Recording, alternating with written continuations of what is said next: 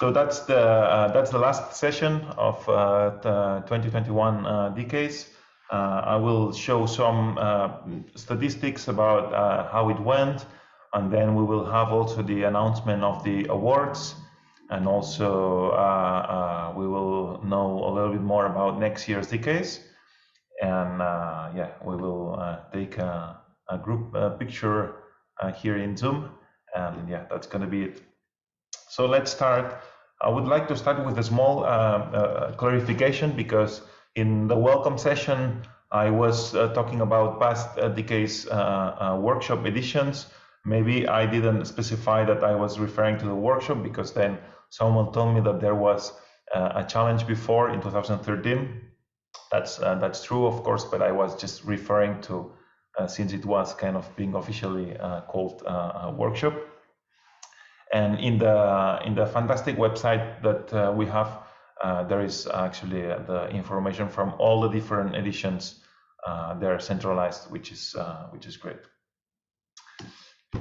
So about statistics, I already mentioned also in the welcome session that this year we had 550 registrations, which is of course a very big number. It's even a little bit more than last year, and of course is a lot more than twice, and maybe even 3 times, or almost, what we used to have when previous to COVID. But as I hinted also before, I think that the participation hasn't changed that much in terms of number of people contributing and stuff. So we have seen a maximum number of 130 simultaneous attendees in the Zoom meetings, and also maximum of 70 attendees in the other town. This doesn't mean that only this amount of people have actually participated, but because this is just simultaneous numbers. But I guess it also shows something, and the numbers are not maybe that different from what we would used to have in previous DCASE. Also, these numbers are quite in line with what's happening in other virtual conferences. So for Izmir, for example, I don't have the specific numbers, but number of registrations, I think it was even more than 1,000.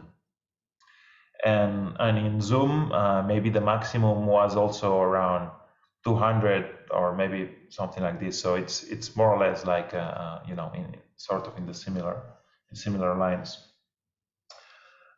In terms of YouTube, there are already more than 2,000 views, and here there is just a little ranking. Of course, the 2 keynotes are the ones with most views, but then there are 3 papers which also have lots of views, or more than the others. This is of course going to continue growing, because these videos will remain after the conference. But yeah, I think the YouTube site is kind of working well. Also, I think this has kind of consolidated a little bit this idea that in this virtual conference setup, you have the chance to first watch the videos the week before. Well, also even the papers were published already, but that you can kind of prepare then for the poster session, which is kind of maybe the opposite as you would do maybe in a President's Conference, where you would go to the poster session, maybe you would find about the papers there, talk to the authors, and then if you're interested, maybe you would continue with the paper. So that's well, that's an interesting thing to consider about the remote conferences. Also, in terms of Slack, there were 250 users joining Slack, so about the half of those who registered to the conference. This is the workshop specific Slack, and not many messages were exchanged, maybe, well, just above 200, but some papers had some focused discussions, and I guess it served the purpose well, which was this idea of having the chance to do the asynchronous the synchronous conversation. What else? Yeah, in terms of countries, so it's quite spread all over the world. You can see here the countries with most attendees are, well, United States, China, and Japan. But if you actually add up all of the numbers, it's more or less spread across the globe. I guess that one thing that I wanted to also mention before about the number of attendees is that one thing that probably happens is that if you publish a paper and you have to travel to a conference, maybe only the first author normally travels and registers, but in that case, maybe all of the authors register, so it's easier, especially also in DCASE because it's free. So that's also what kind of explains the high number of participants. But this plot, for example, or well, this figure also shows that there is people from all over the world. So I think that's a good thing. And also there are many countries that maybe if the conference wasn't online, they couldn't have attended or have representation. So that's a good thing. In terms of affiliations, there are more than 45 different affiliations with at least 3 attendees. This is a little bit hard to compute actually because I used information from the registration form, but of course the affiliation is a free form text, so everyone just writes it as they want, and I had to somehow merge those that I thought they would go together, which in some cases it's obvious, but in some other cases it's not obvious.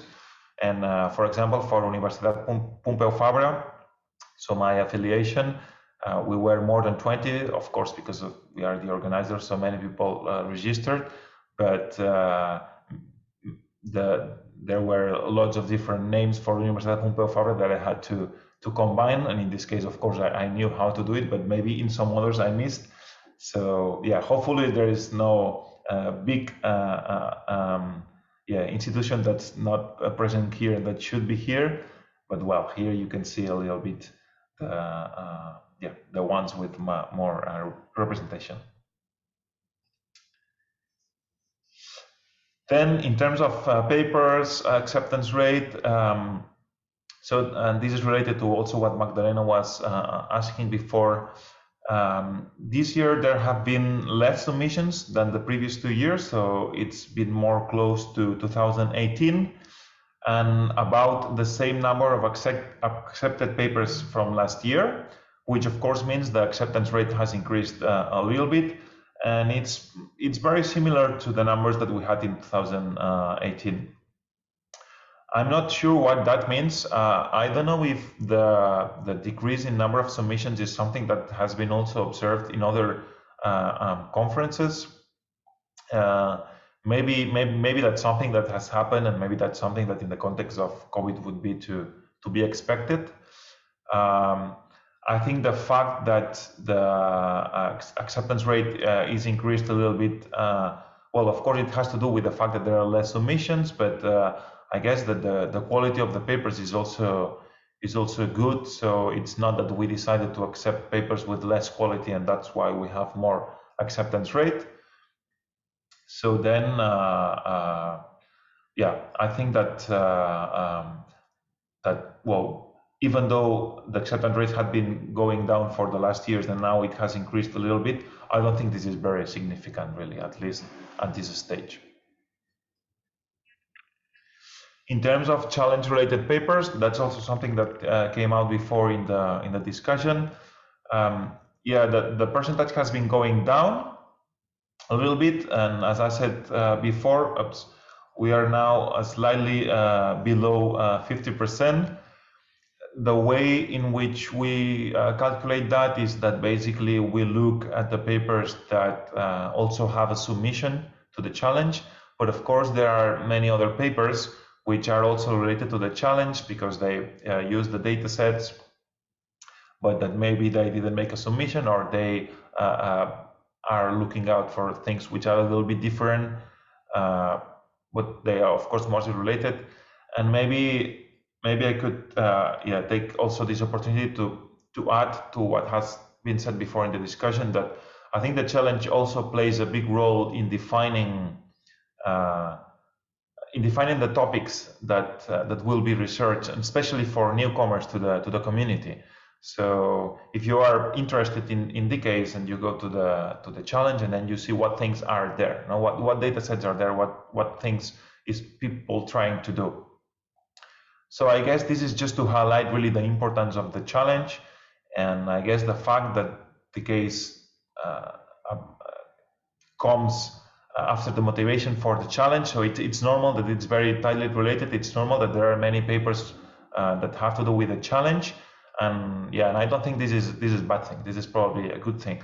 Another idea is that if we want to motivate or promote also other types of papers, maybe we could think of strategies like what has been discussed before in the town hall, or what also Nubor suggested about having maybe every year a special track about something in particular, some topic of interest, like interpretability, for example, or well, other things. So maybe there are strategies that can be discussed to somehow promote also other types of papers. But yeah, I think the challenge is very important for the community, and I think it's good that that this balance is there. And yeah. Also, I want to say that many of these statistics, they actually come from the website, or you can find them in the DCASE website, which yeah, when Tony set up this website, and he did great, because there are so many resources in there, and which well, we can all consume. And yeah, feel free to visit. There is this events, for example, page in which you can see a sort of a summary of all the DCASE with all the statistics already aggregated. So that's very interesting. Also, in terms of accepted papers per topic, I did some statistics which are based on the categories that authors choose when uploading a paper. Sometimes the papers have several categories, so I just choose the main one. But a little bit you can see how many papers were accepted for each of these different categories. And also I calculated the acceptance rate for the category, because I was just curious, like, are we having a bias maybe to some of these categories? So in some cases the numbers are not very representative, because it's, for example, for bioacoustic event detection or explainable and interpretable methods, there's only one submission, so maybe this number is not very relevant. But well, you can see how this is the topics are basically aligned also with the topics from the challenge, and I guess they correlate also a little bit with the number of submissions for the different tasks of the challenge. But yeah, maybe these numbers can be interesting if you want to contribute to DCASE. You see what topics are maybe lacking research, or maybe lacking representation in the community itself, and also you can see what topics will get your papers accepted. So if you submit to anomalous sound detection, you will probably get accepted. But well, of course, you need to do a good paper. These are some stats from the challenge, which are basically copied from what Ana Maria and Romain prepared for the challenge spotlight session. So I don't know if maybe Romain, you want to comment something about that?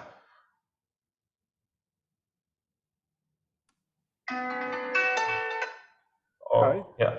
Hi again. Well, there's not so much to add to what Ana Maria was saying in the beginning of the session on Wednesday, sorry. We see that we have rather stable participation, even if it has been decreasing a bit from last year. But well, we all know that last year was a bit special, so I wouldn't conclude too much on what happened last year. We can also see that there are like stable tasks over the years, and but it's always nice to have like a new task. Like this year we had the bioacoustic task. 2 years ago it was the audio captioning, and I think that was also the year when the anomaly detection task appeared. So it's always nice to have new tasks. So don't hesitate to submit a task. There is still like 3 days to prepare something. So if you don't have anything ready, then I think Thomas mentioned that there is going to be like a couple of day extension. So you might actually have almost a week to prepare a task. But don't hesitate if you have something cooking to submit a task, and at least to get in touch with us, and we can provide you already first feedback on the task. And I'd say that's the most, well, in a nutshell, that's the comment I'd like to make about the challenge. Okay, thanks, Romain. Okay, so yeah, that's it for stats. So now it's actually time for the awards ceremony, and I guess I will invite Romain again because we have awards for the challenge and then for the workshop as well. So maybe I don't know if you will need to share screen, I guess. Yes, let me just. It's a mess. Oh, I need to give you no. You should have permission actually. Yeah. Just I'm just looking for my slides. Okay. Just 1 minute. So here I should be able to share my screen.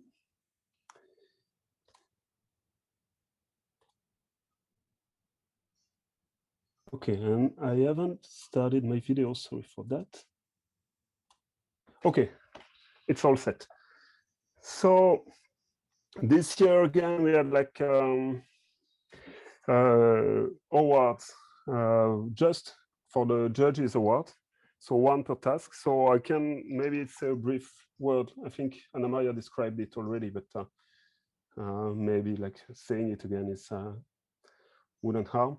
So basically, we have organizer from the task and other tasks that are reviewing a short list of the submission and that are like voting according to several criterion, including like the novelty, the complexity, the report, is the report well written, including an ablation study, and the availability of source code and a full description on how to run the system. And so those are the criteria that were taken into account by the judges for the judges award. And so there is one per task. So this year we don't have any monetary prize. I think Anna Maria mentioned this as well, but we've seen that in the previous year, everybody seemed also happy to have the award in itself. And so we decided to have the award again this year.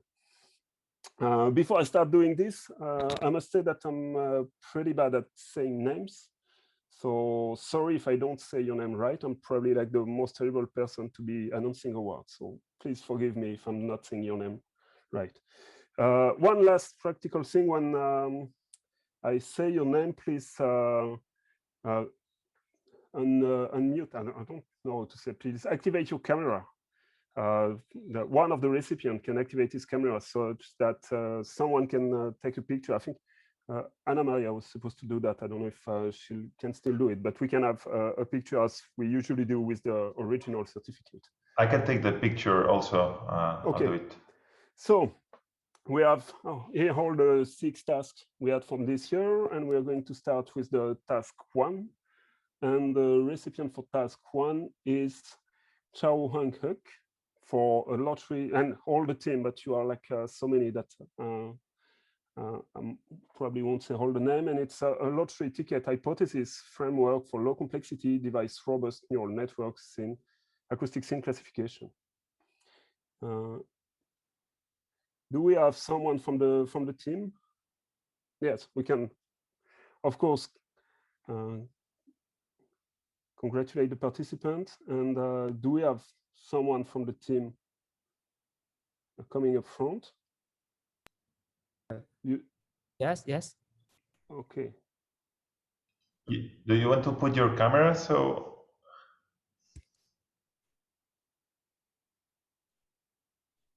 So, yeah. Can you put your camera and say a word such that we see your face? Or maybe it's because we're on focus. Yeah, that's what I was thinking, because I can try to find and add spotlight or something. I guess then it will appear.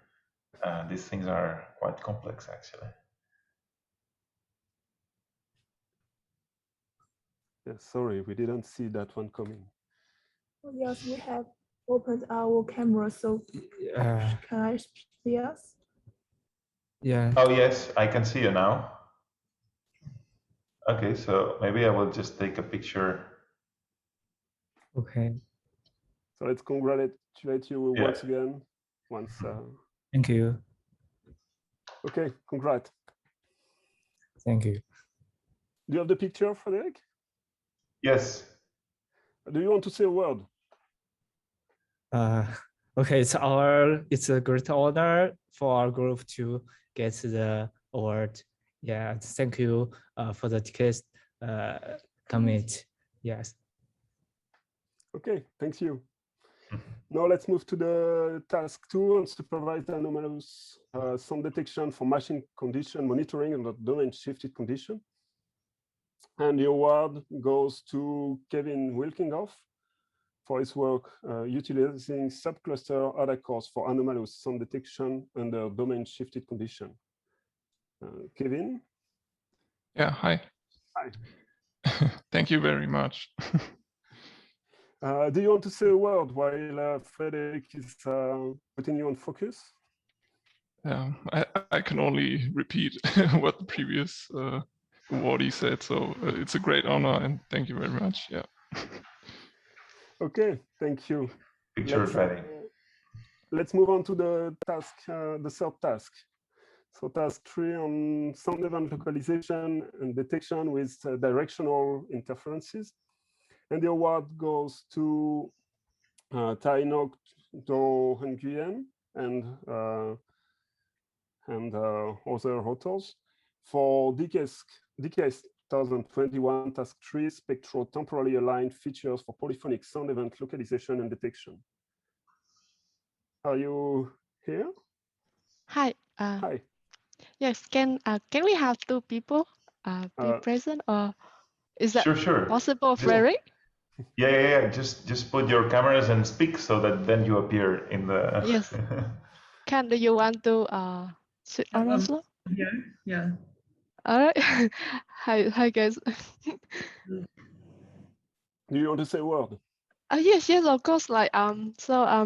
Thank you very much, Roman and Frederick. And this is such a big honor for me and my research group. And DK Challenges and Workshop plays a very big part in my PhD research. And I would like to thank DCASE organizer and especially Task 3 organizer and also DCASE community for your passion and also research contribution. So that's all for me. Okay, thank you, Roman. Now let's move on to task 4 on sound event detection and separation in domestic environment. And the award goes to Michel Olvera for his work on domain adapted sound event detection system with auxiliary foreground background classifier. Michel, are you around?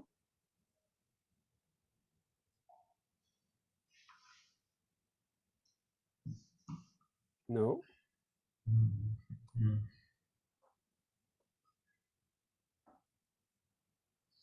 No, I don't see him, at least in the list of participants.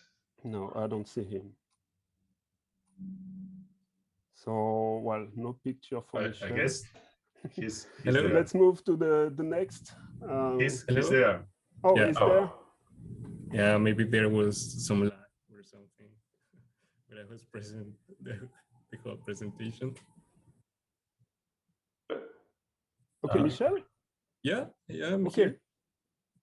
Do you want but we don't see you. Yeah, thank you very much for this award. I'm so honored. And I would also like to congratulate all the organizers, particularly organizers for task number 4. And see you all next year, hopefully. Okay, next up is task 5, few shot bioacoustic event detection.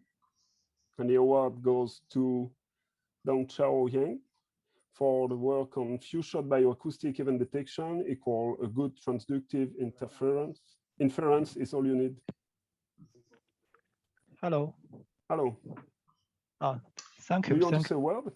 Well, congrats first. But, thank you. I want to say thanks for all the organizers, and this is a good challenge, and that's all. Thank you. And the last award goes to task 6, and it goes to, oh, sorry, I have Wait a second. A There's bit an of award mystery. Wait a second. What did happen? So a bit of more suspense.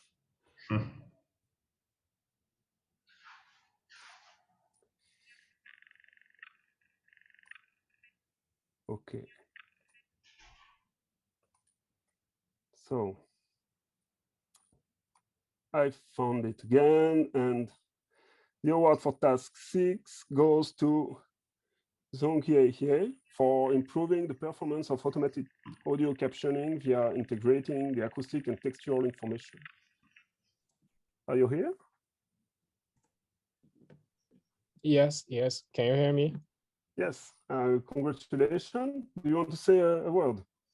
Yes, I'm delighted to have this award. Thanks for the case and organizers. That's all. Thank you. Well, thank you. So, well, let's congratulate all the awardees once again. As I have the floor, I just want to mention that all the certificates were once again designed by Tony.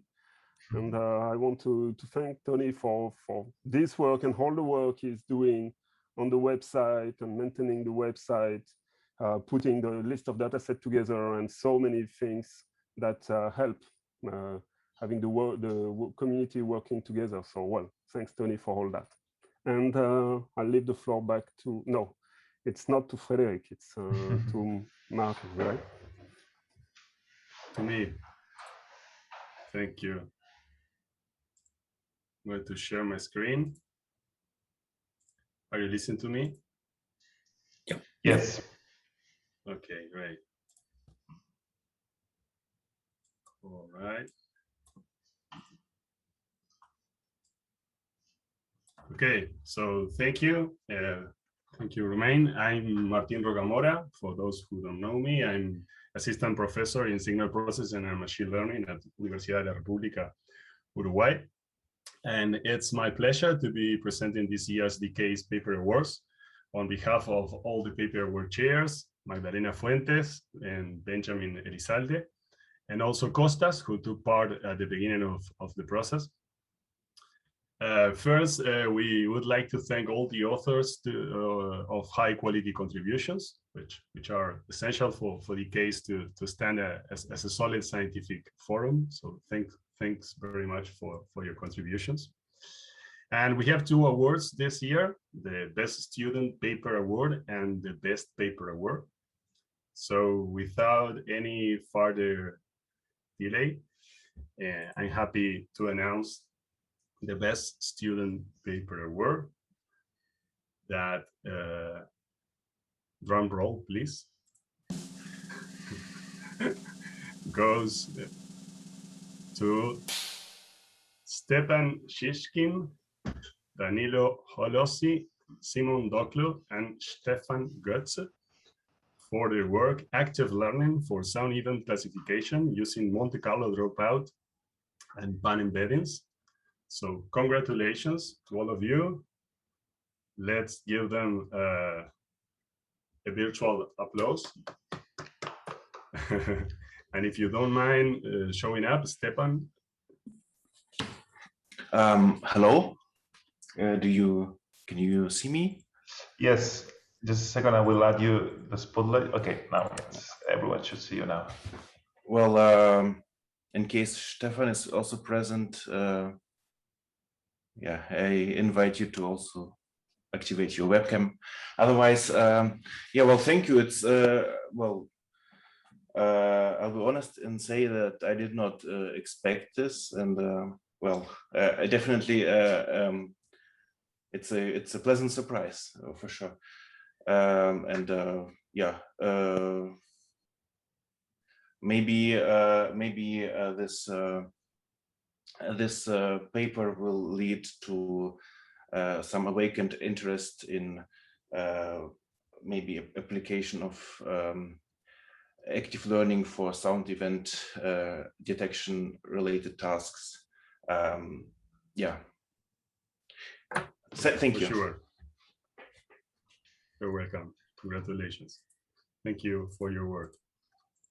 Okay, so then we move to the next award. It's the best paper award and is presented to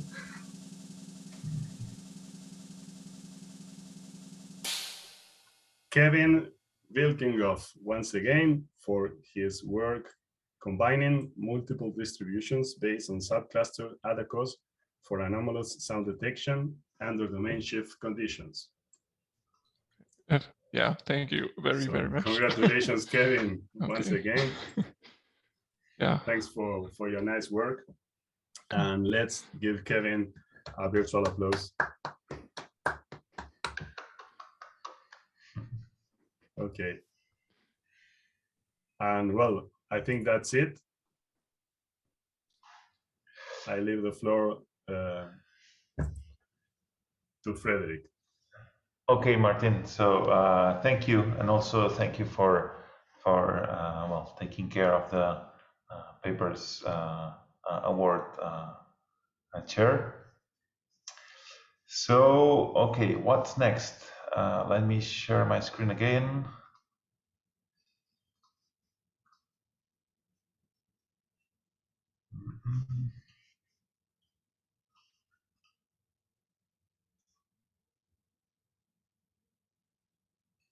Okay, so awards done. Oh yeah, now I have to hand it again to Romain to let us know a little bit about DCASE 2022. Okay, hi again. I promise that's the last time I'm taking the floor for today. So I have a few slides, if I can find them. Where are they?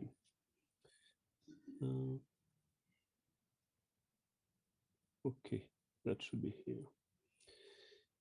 Hopefully. Yeah, can you see the slides? Yes. Okay. So there was the official announcement like a few weeks ago, but DCASE 2022 is going to happen in Nancy. Right now we are in the process of starting organizing, so I don't have much to say, and there is plenty of things that I don't know yet. We'll go back to this later, but so coming to Nancy is a good opportunity to see the world renowned Place Stanislas that you see on the picture here. Now, the biggest question that I can answer at this stage is where is Nancy? So if you look at the French side, that's here on the east part of France, close to Germany, not too far from Germany, Luxembourg, Belgium. If we go a bit broader at the European side, we are here. So not too far from the middle of Europe. And if we go at, if you're still willing to take a plane and come and visit, then we are here. So that's where we are going to have DCASE next year. Now, the biggest question we want to answer, and we don't know yet exactly, but is it going to be physical, hybrid, or virtual? And well, we don't know yet exactly. It all depends on how the situation is evolving. Hopefully, it will be physical, at least partly. We'd be happy to see you in Nancy and spend some time during the conference or outside the conference discussing with you and sharing beers and things like that. But if there are any ideas to use virtual modes to make the conference more inclusive as well, then any good ideas is welcome, I would say. And we're still in the process of trying to figure out how this will be organized. But at this stage, we are optimistic that it could be at least partly virtual. But I remember Frederick being in the same state of mind as me last year. So, well, let's see in a year where we are. And just one question, just one last remark. We are right now working at Reduce team, and if you're interested and motivated in being involved, we might find something for you to do. So don't hesitate to get in touch with us. So us would be Gaël Richard, Thomas Pellegrini, and me. You can find, well, I can't send or email maybe on the Slack, or you can find at least my email, how to contact me on the DCASE webpage. And so, well, any ideas on how to make this work in a hopefully post-COVID era, and any motivated people is welcome to help us making this a successful event. And that's all I can say about next year workshop at this stage, because there are still a bit of uncertainty. What we know is that the workshop is going to happen, and we are going to organize it. And hopefully we'll see you physically in Nancy. And that's all. See you next year in Nancy. Okay, thank you, Romain. So now the next thing for today is actually to try to take a group picture. So I think that if we just try to activate all the cameras, and then I'm going to be taking screenshots if someone else also wants to do it. But I guess that there will be several pages of participants, so I'll be taking different screenshots. Meanwhile, I think Dan is asking if we know the dates for 2022 DCASE already. If that's the case, we could announce them. Otherwise, I guess. So we know the approximate date. It's going to be November, sometimes between beginning and mid-November. We don't know the exact dates because it could potentially depend on the availability of the room. So if it depends on the availability of the room, it would be good news because it means that we have a room to meet. Or we could have it in the square. Yes, well, it's a bit chilly usually at this time of the year, but why not? I have an idea for a social activity if we can do it all together, which is to go and do some sort of bird identification workshop or something like this. I mean, human identification, not machine listening, human listening.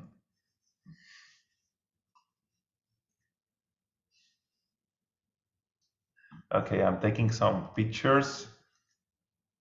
Still lots of cameras off, but I guess that's fine. I don't know, maybe Martin, you want to put a drum roll again or some exciting sound effects, which I hope you got from Freesound, by the way. By the way, thanks to Freesound for the sound snippet. Yeah, there were some sounds hidden in the virtual GatherTown space. There was actually also an invisible maze. I don't know if any of you found it.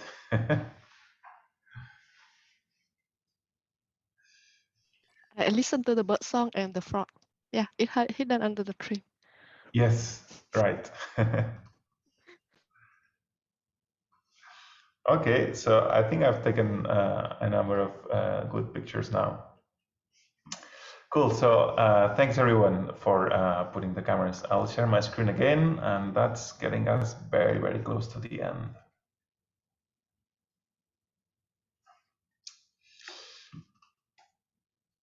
Okay, group photos. So after workshop, I just wanted to say that the Slack workspace that we've been using these days is going to remain active for maybe around 2 weeks. But basically, the idea would be that any relevant information that's in there and that you somehow want to keep, you just take it away, because at some point it's going to be closed. Also to avoid confusion with the community Slack, which the links were shared here before, how to access the community Slack.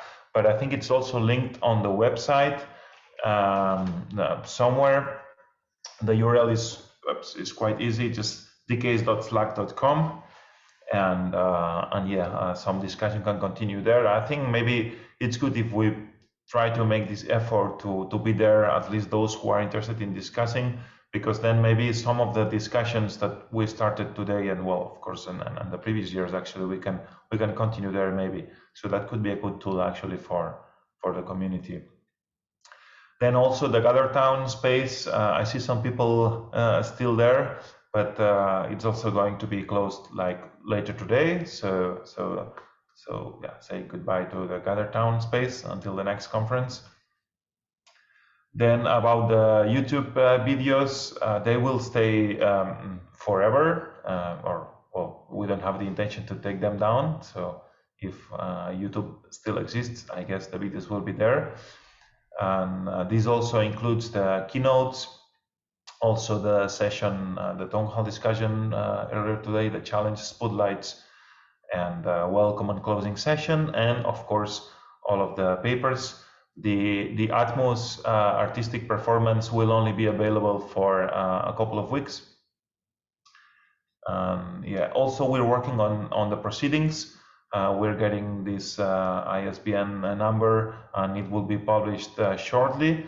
But maybe I will, maybe in the Slack we could discuss, or maybe with some of you, maybe where could we index this, because I think there are options to do it better than just putting the PDF on the web and uploading to Zenodo. So maybe we should discuss if there is some action that we should take already with the 2021 proceedings that would improve visibility.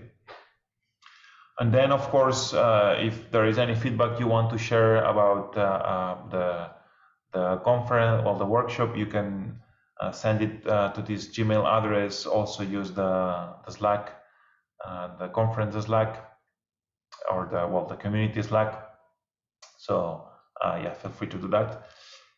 And I think the only thing remaining to say is thanks everyone for having attended the workshop. Also, thanks everyone who participated in the organization, and also all the panelists, people who's been hosting sessions. And yeah, I think basically, yeah, thanks everyone for all these nice conversations. And I think we are together making the community stronger. And I think that's ultimately the main purpose of this, which yeah, I think that's great. So yeah, thanks. And massive applause to the organizers. It's been a really, really good edition. Thank you, guys. Thanks.